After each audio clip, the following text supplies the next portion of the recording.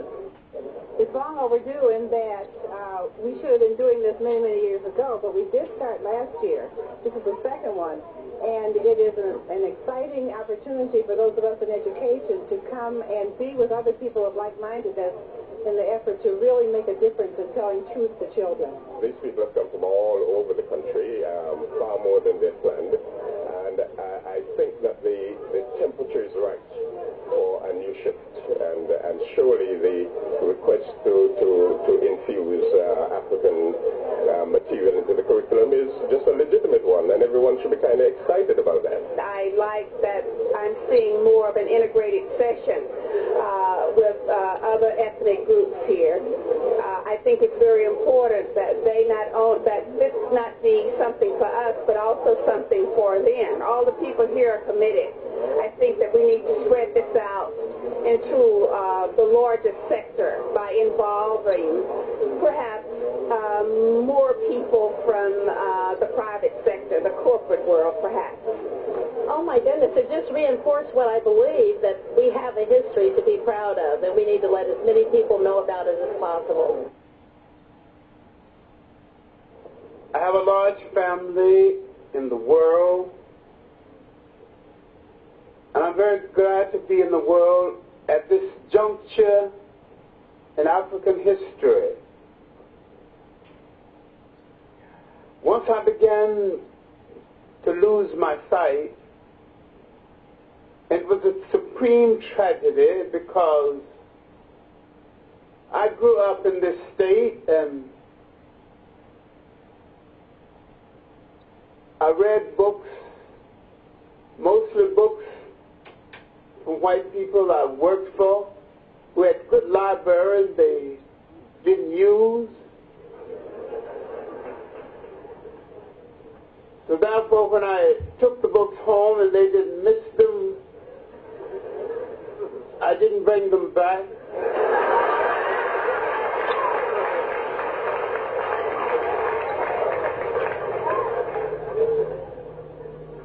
From an extremely poor family, I grew up with great culture, around me encyclopedias, good dictionaries. I don't know why they had such good literature. They never seemed to read it, never seemed to read a newspaper, but I thank them anyway. What I wanted to say is something about eldership in Africa, eldership in the African world. But you got to say something about eldership and its impact on you. Eldership in your own family, eldership in your own surroundings. I've just finished my first big political book. And I have a last chapter that ran in a newspaper in New York, Can African People Save Themselves? Well, I take off the gloves and stop being kind and speak like a father. I speak like a loving father, but an angry father. There are certain things people must do for themselves or go out of business as a people. Hang it up. If you don't mean what you say about wanting to be free, stop telling a lie.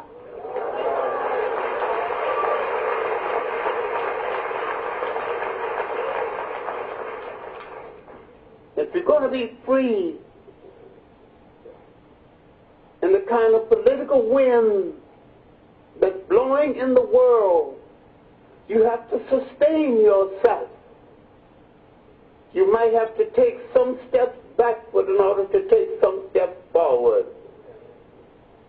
You might have to look back and realize that you have killed off a lot of messengers because you couldn't understand the nature of the message, because the message made you responsible.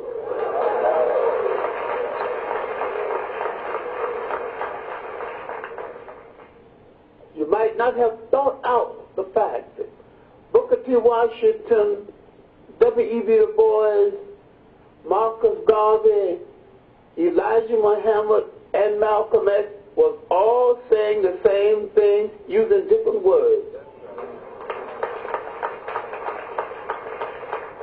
And there's no debate about which one was right because all of them were right. Talking about self-reliance. But before talking about eldership, I got to look at eldership in my own family. Because I grew up in a family where eldership was a very respected thing. And my great-grandmother was the Supreme Court.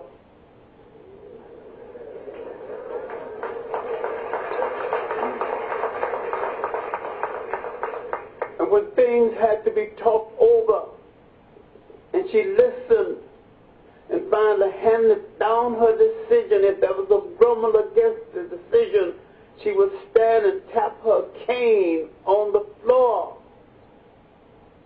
The decision was beyond dispute.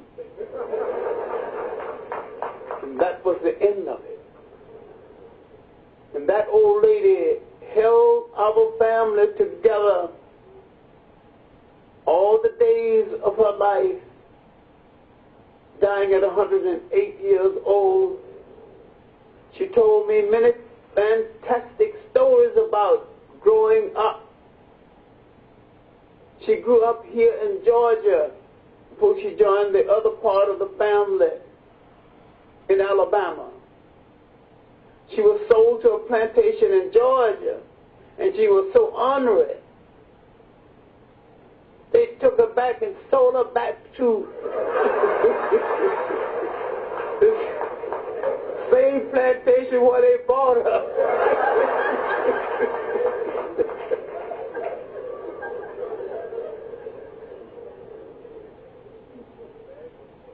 She was in Georgia when Sherman was burning down Atlanta, and she swore she saw him. Eyes redder than a coon. Meanest man she ever saw. What he burning that city for? My main point is that what has influenced my life happened to be 3 elders, all women. And when my grandmother would say, after the death of my mother, when she wanted to say that I was a strong person, I had great potential, that's a good boy, has a little of the girl in him, like his mother Ella. That if you are part woman, you have strength. You've got the combination of both. That wouldn't be understood today, where there's so many mixed signals about manhood.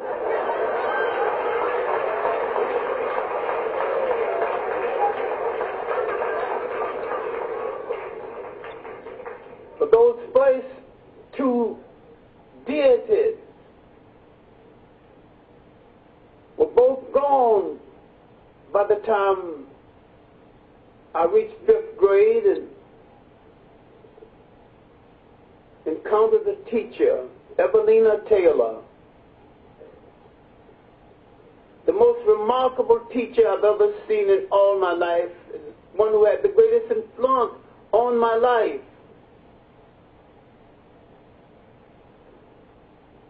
She would demonstrate her lessons. She was big on penmanship and spelling. She was good on drilling. She was good on grammar.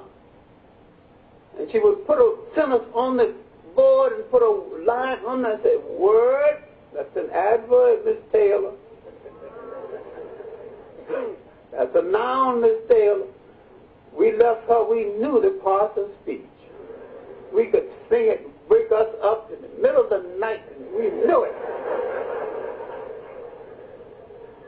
And she would stagger in front of a classroom once or twice a day. When you see a man walking down the street this way, What would you think? That's a drunkard, Miss Taylor. Same day, same demonstration. We concluded that Miss Taylor was married to a drunkard who deserted her.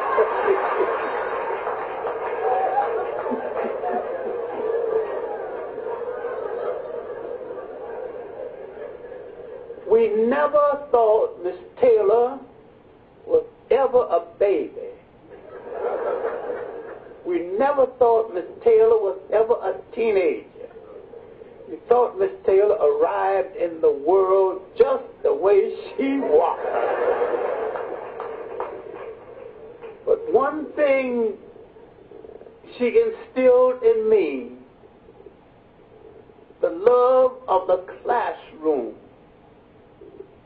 And once I entered teaching on a regular basis and became chairman of my department and head of several organizations, I knew what I wanted to do most, be a great classroom teacher.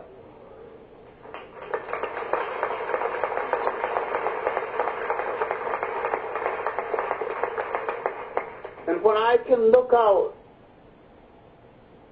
at the students I have taught through the years, the large number of doctors, technicians, 3 ambassadors, some heads of Black Studies programs. Only a few weeks ago, some students said that you don't believe in the European concept of heaven or hell. Where you going to go when you die? I said, I ain't going no place. I'm going to stay right here. The physical body of the man is going, but I've left enough minds behind and indoctrinated enough minds. They're going to carry on.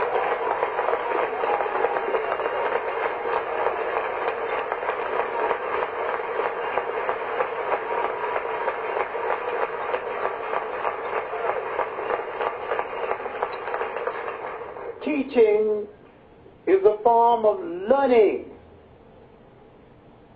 And the one thing I had to learn that broke my heart at first, and yet when I accepted it, I became a much better teacher.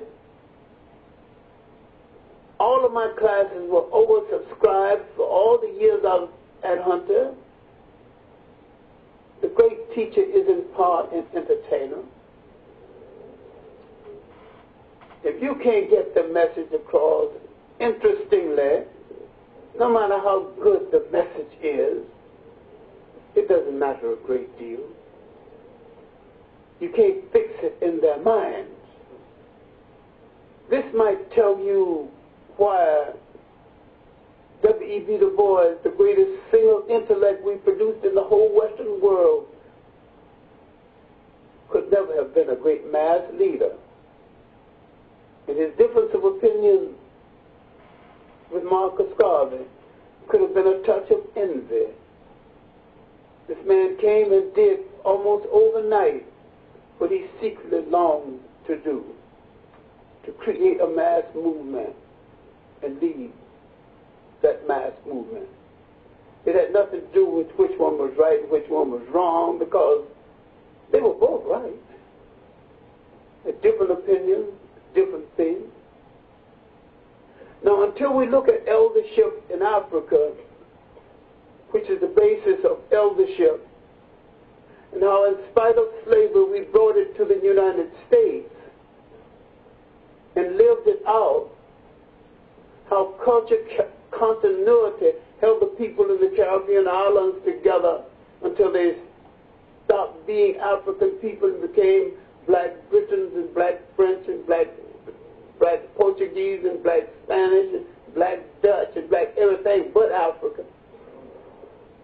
Until they forgot that wherever the body of an African person is on the face of the earth, the heartbeat of every African on the face of the earth is in Africa. One thing the European is clear about, his cultural and political heartbeat is in Europe. If you didn't understand it up until a few years ago, you've got no excuse for not understanding it now.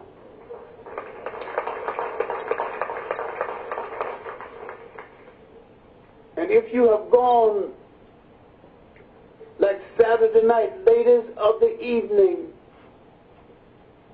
searching out European solutions for your problem, you now know how wrong you are, because Europeans have no solutions for European problems. Both capitalism and communism has failed. Democracy and Christianity has failed. I'm not saying I don't believe and you can't use any of them. You can use all of them, but if you use only a European interpretation of them, then they will fail for you too.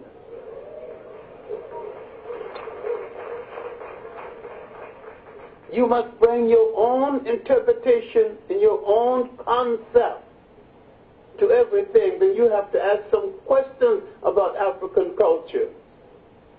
Why is it that over half of human history was over before Africans knew that a European was in the world? How is it that Africans can build enduring societies that last thousands of years? They didn't have a jail system or a word in their language that meant jail.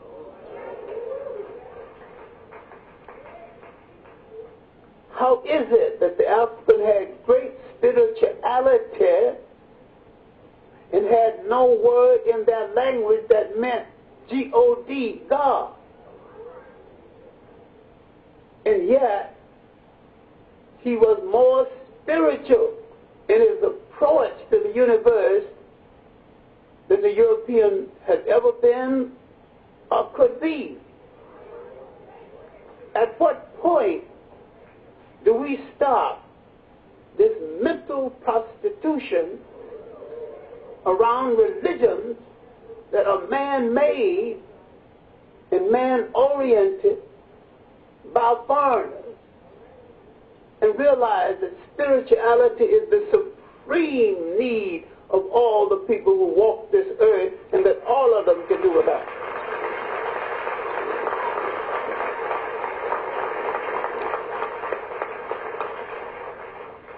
And that all religion is artificial. When you look at the major organized religions of the world, they are all male chauvinist murder cults.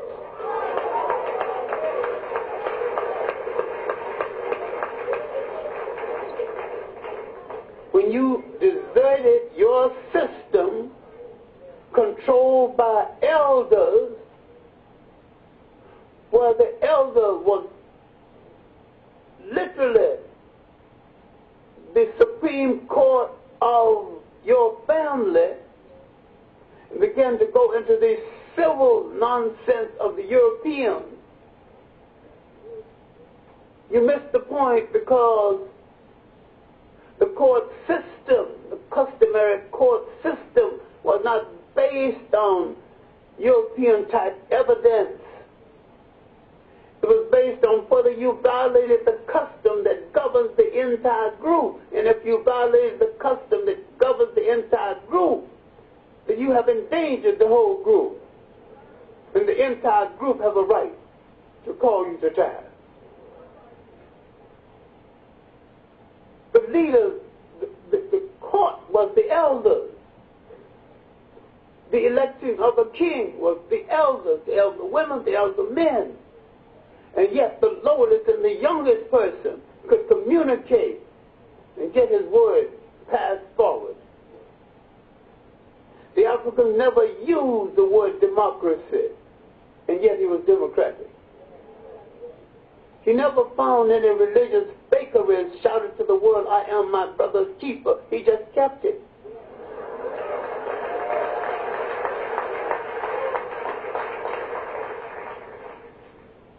Because if you have to say, I am my brother's keeper, I suspect you don't want to keep it.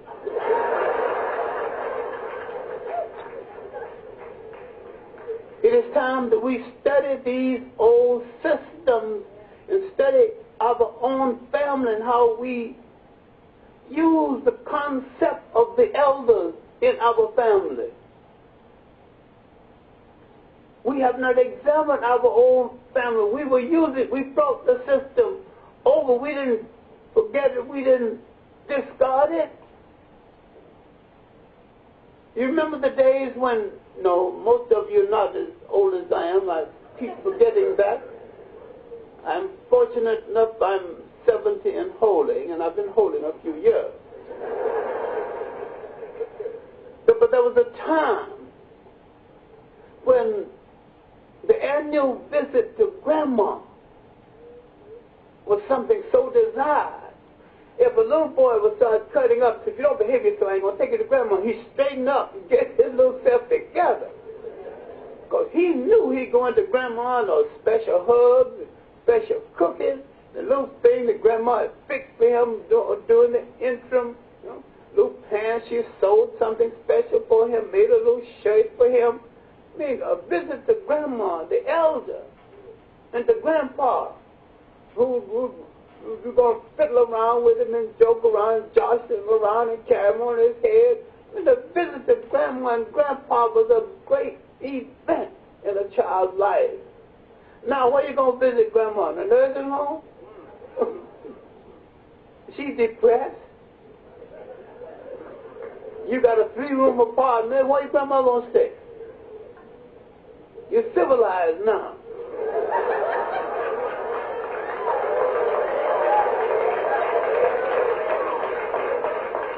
You got rid of the one thing that would have done you more good, because she related to the children, she related to you, she related to all those nieces and nephews, and she could pull a girl aside and know whether she's misbehaving or not and ask her the obvious questions.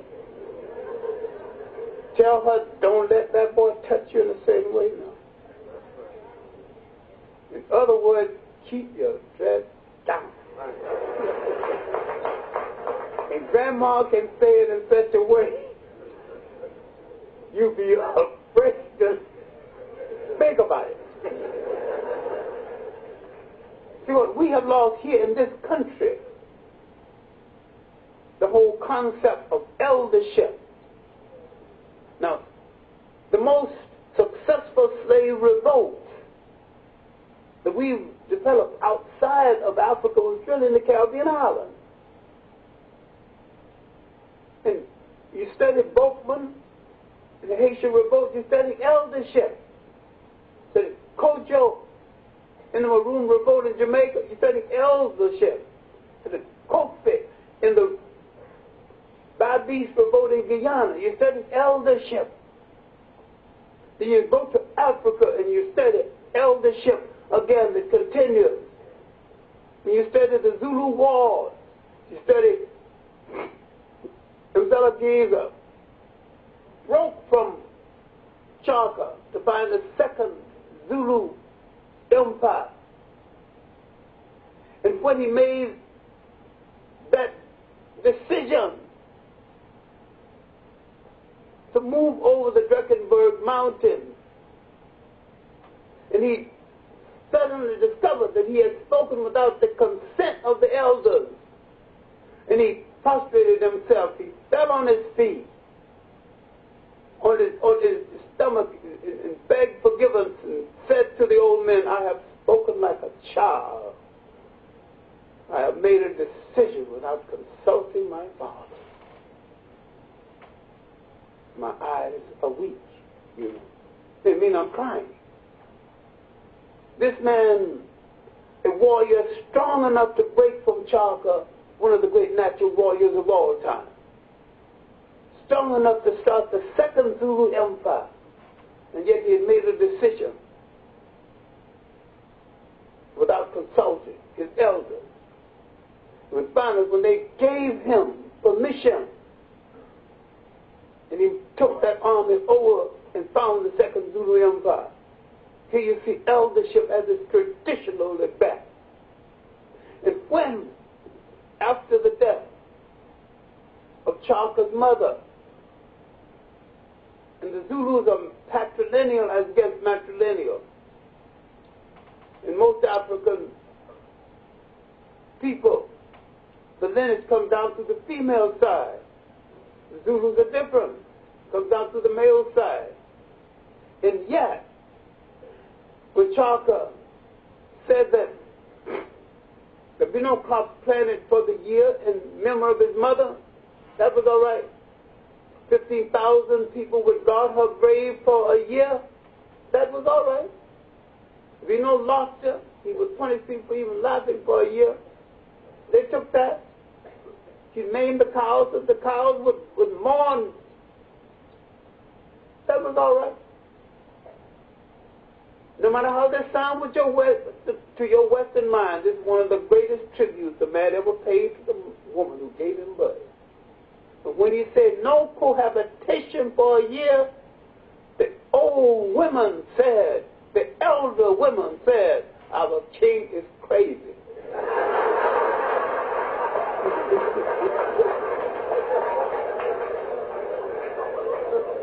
We must get rid of him now. And in a patrilineal society, the women made the decision to ceremonies to put Clarke to death. The important is the fact that the decision to ceremonies to put Clarke to death was made by women, the old women, the elder women in the group. Now you see how African eldership operates. I wish we'd read a little more about the Ashanti story. I lived in Ghana, but Ghana is my home and culture headquarters in Africa. And I've set this story backwards, forward, in all kinds of ways. It's a story is much more beautiful than the way we know it. That day, and I'm just saying this to put a little garnish on it, when the governor demanded the golden stool, they had exiled Tempe, her cousin. And now it's 4 years later,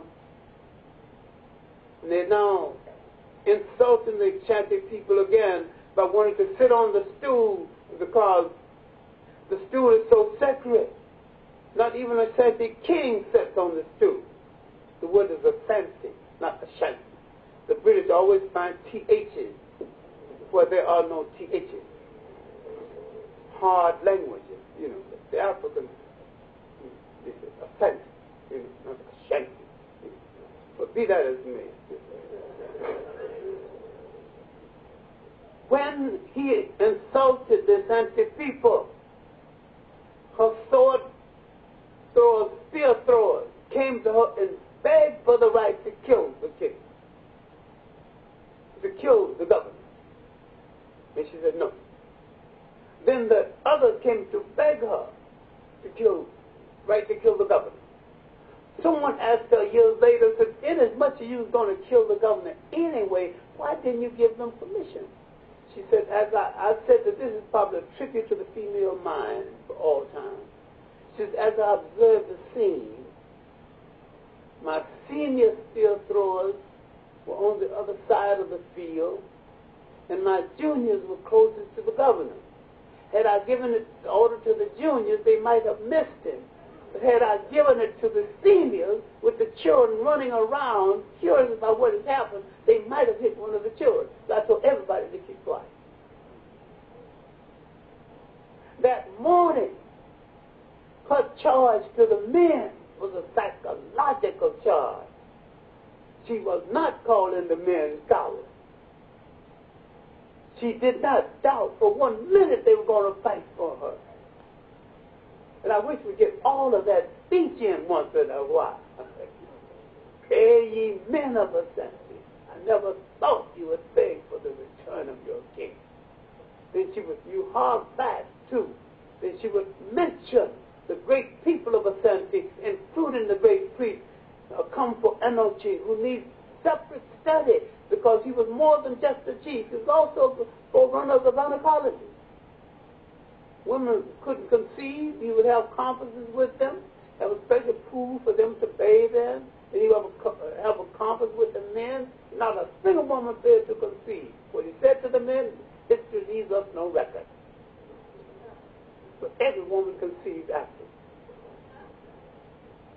And he died of his own free will. When he completed his work, he died, leaving some gold and leaving a sword, and it was a larger story than that. But the main thing, that after that charge, and it was a charge, just like you at half session, the football coach calls in the players to charge them, do better, you know, even accuse them of wearing bloomers. Anything to make them angry enough to get back on that field and win. Because that was all that speech was to do. She had no question about those men fighting with her. They fought with her for 9 months, not a single man refused. And they won that war. That war was won. Then a great tragedy happened. Forgotten in our history, but we better remember it because that tragedy has happened many times before, after that, and we have gone unnoticed. Black people fighting other black people for white people.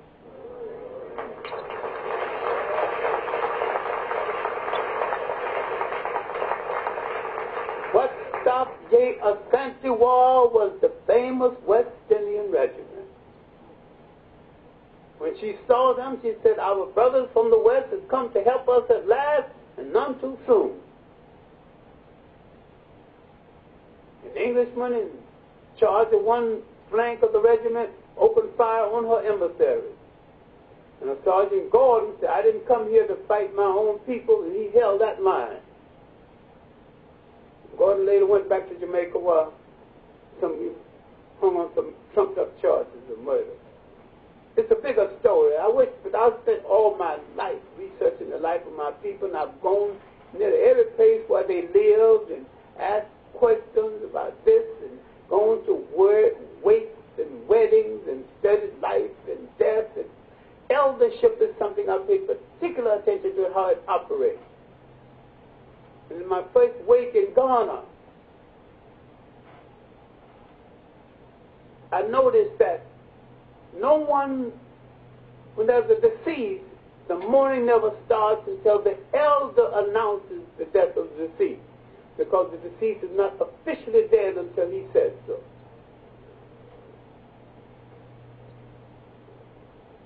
And after he had made the announcement, and after we had been gathered around to celebrate the life of the deceased, and during the morning part, I fell asleep. Then I woke up and it was singing a spiritual, said the Lord, but they're singing their language. Then I went to their elder, the Garmentia. No, they took me to him because they said, where did you people get this song? Act like a silly American for the president. Where did you people get this song? When I finally went to the Garmentia, he said, Mr. Clarke, your people left here about 300 years ago. I said, yes, sir. According to our tradition, we've been singing that song about 500 years. And he said, Mr. Clarke, where did your people get this song?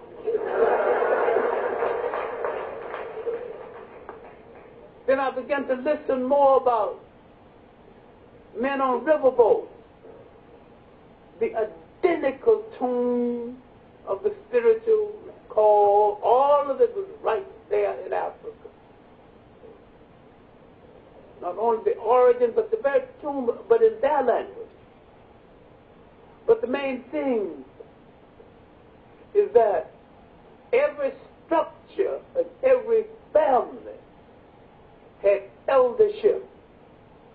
This is why a few years ago when I was asked to give a lecture on the historical basis of black teenage pregnancy, and I did not mention black men at all, did not condemn them because they had nothing to do with what I was talking about. And the black women got so angry, they came there all meek down to me to hang black men to the wall. I didn't even mention one of them. There wasn't no teenage pregnancy in Africa. There wasn't no women beaters in Africa. There wasn't no women deserters in Africa. And what? Why? Eldership. When you married a girl, you married into a family. You dishonored your family by mistreating her, and you dishonored her family too. So you got 10 or 20 uncles to deal with on the other side, 50 cousins to deal with. You got the same thing on this side. It will frighten you even to think of harming her. Before you get your hands up, you can get it down. Because the whole concept of that eldership at the top coming together, both sides of that family, judge and jury, dealing with the situation. Because they kind of put you together in the first place because you couldn't have married without that sanction. I know this don't sound so romantic with you. You like to elope and say that, man, I just love that. But the I love you marriage was a Western invention. You might want it. But I don't know about its workability because when those old people were putting it together, they had a conference on the boy, and before you see the boy, finally decide that was the best for you, and then introduce you to him, and you finally get together. You got two support systems. Among the Noah, you get the cattle people. Each branch of the family gives 10 cows. The uncles give 10 cows. So you start off your marriage with 30 cows. You probably got some to begin with. My point is that once foreigners came into Africa, misunderstood Africa's concept of spirituality and began to extract from African spirituality a formation that they called religion, once began to put one religion against the other, and then began to create another religion that I am the true faith, so that means all the rest must be false. Once they began to solicit God to help them in that slave trade, they had made God ungodly. They killed African spirituality in order to create religion. Fortunately, the Africans would not let it die. And I'm saying that going back to eldership in our own family, going back to the concept of the village elder, going back to African methods of electing, going into African customary court and studying the values of a customary court, maybe we will get back some of the things that we lost. Because I think the European fears a people with a value system more than they fear a people with a fierce army.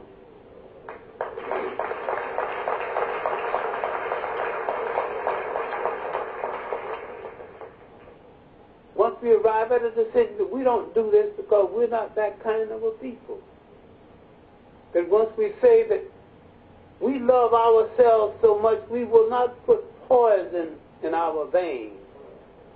So if you got some dope to sell it to a dope, and we're not dope.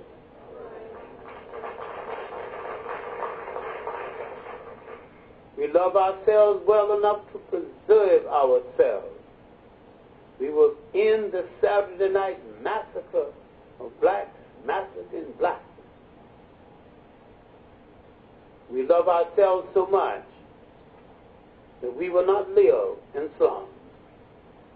We will read Booker T. Washington well enough to understand what he was saying.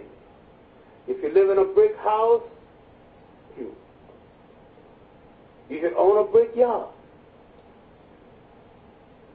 Wear leather shoes, learn how to tan leather, learn how to make shoes. My main point is that our salvation might be in going back to old values, going back to good manners. When is the last time you did something to somebody and said, excuse me, please? When is the last time you said, I'm sorry about something?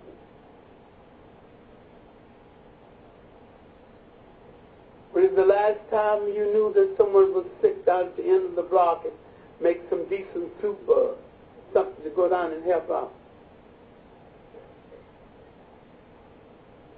Once I gave up organized religion and adopted spirituality, I had to have a way of measuring it to myself. And one way is that I will seek the truth and go strong enough to live by its consequence, even if its consequence happen to be against me. And I will use my life to do something for someone other than myself every day of my life without requesting any return for having done so.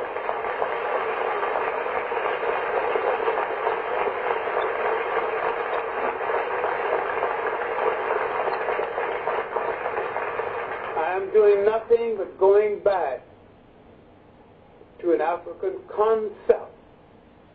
This concept came out of the concept of eldership. The African thought that there was a force in the universe that made the wind, made the ocean. And he knew that that spiritual force was in everything. All living things, trees. And that you really didn't have to go to a church to pray, because the deity and the spiritual force was in everything. If you want to pray, pray to the wind, because God is in the wind. Pray to a river, because God is in the water. Pray to a tree, because God is in the tree. But most important, meditate to yourself, because God is a part of you.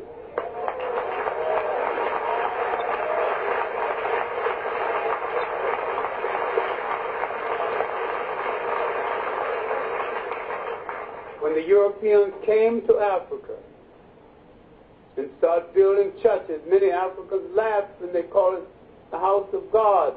The Africans said, God can't fit into that little house. God who's big as the wind, big as the sky, he gonna fit into that little place? What are these silly people talking about? God's house. God needs a house as big as the world, because he is as big as the world. I think when people make you laugh at your gods and make you accept the fact that they laugh at your gods, they don't have to build prisoners for you. The continent of Africa is totally undefended. We have been a rather naive people in relationship to nation building. There isn't a truly free nation in Africa today.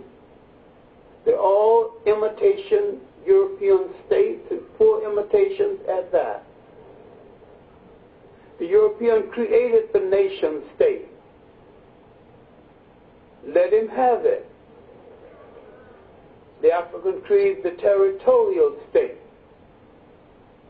But we need to understand that the African created a culture container that blended with his culture intention.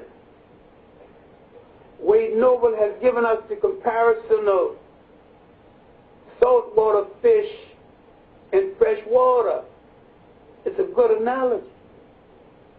There's not enough substance in this society to sustain us because it is an artificial society.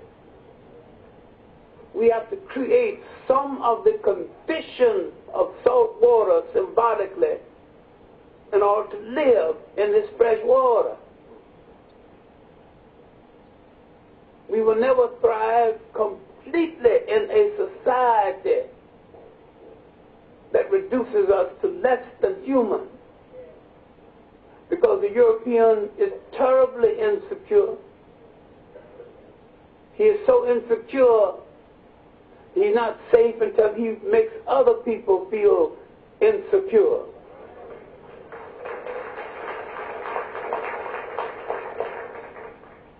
I'm saying, and I'm going to conclude with this because there really is no conclusion,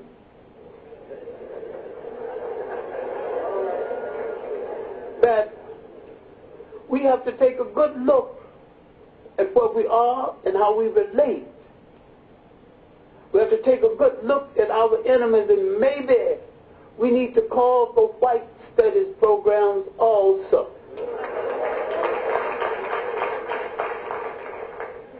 What makes a people so sick that they think they got to dominate everything in the world?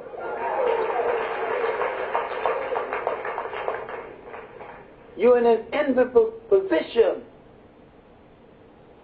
You should have prepared yourself to rescue Africa. Once you rescue Africa in the islands of the Pacific, and once you realize that there's maybe 1 billion African people on the face of this earth,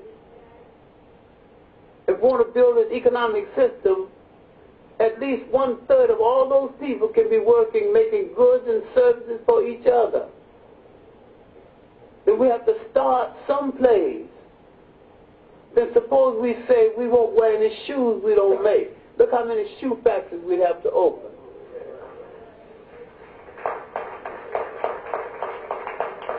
We won't eat any food that didn't come from one of our farms.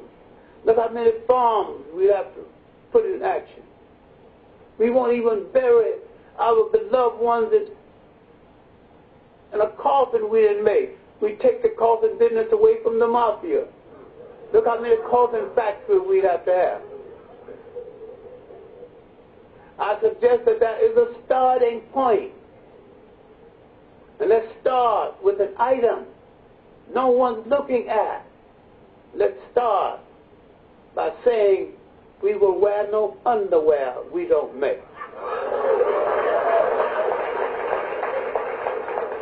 Now, what excuse do you have for not taking care of that one item?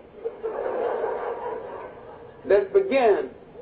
Our road towards self-reliance is that one item of people who cannot make their underwear cannot rule a nation.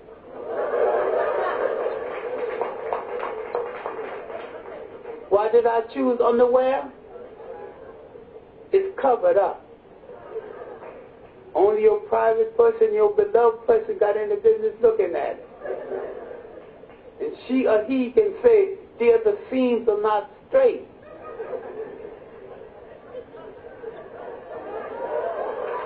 We better make better underwear.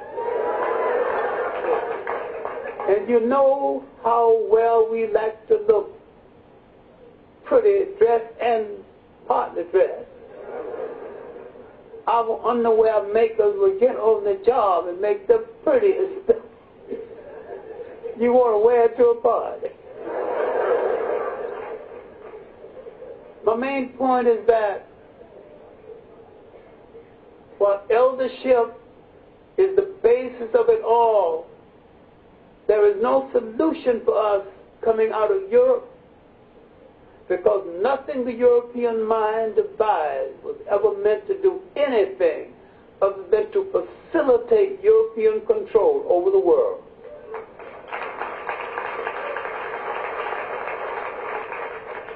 The European is clear about this. You have confusion. He divides nothing from no one. This is why, with all the great admiration I have for Nelson Mandela,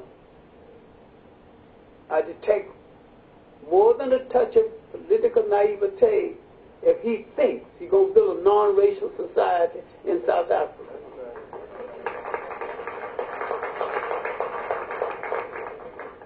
Everywhere in the world the European goes, he will rule or run. And he is clear about that. He didn't go into anybody's country for them to rule. He goes to take what he wants to. And to run it if he can't run it. The greatest imperial nation in the world today is the United States. The United States, more than any other nation, helped to kill the African independent explosion, to keep any of these nations from being stable. Now, what are we going to do? Affect a wedding between the Africans away from home and the Africans at home. The Africans in Africa might be the lock, might hold a lock to Africa's future. But I think the African away from home might have the key.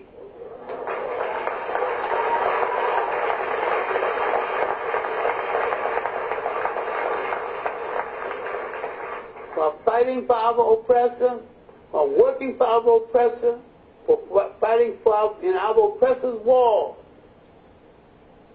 we are the best trained people in the world in combined operational military technique, land, air, and sea. Living in a highly technical nation, we developed so much technology just by living here.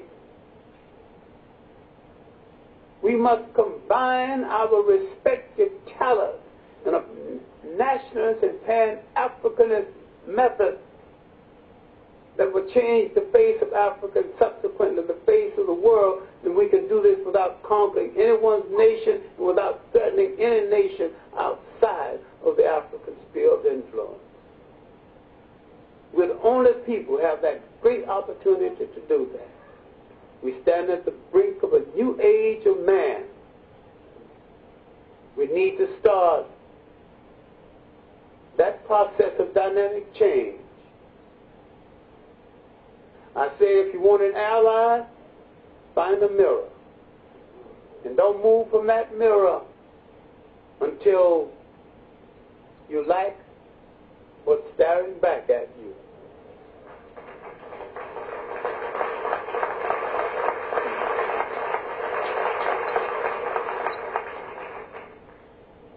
Then you say to what's staring back at you, if you have any understanding of revolution, you and I will start a revolution that will change the world.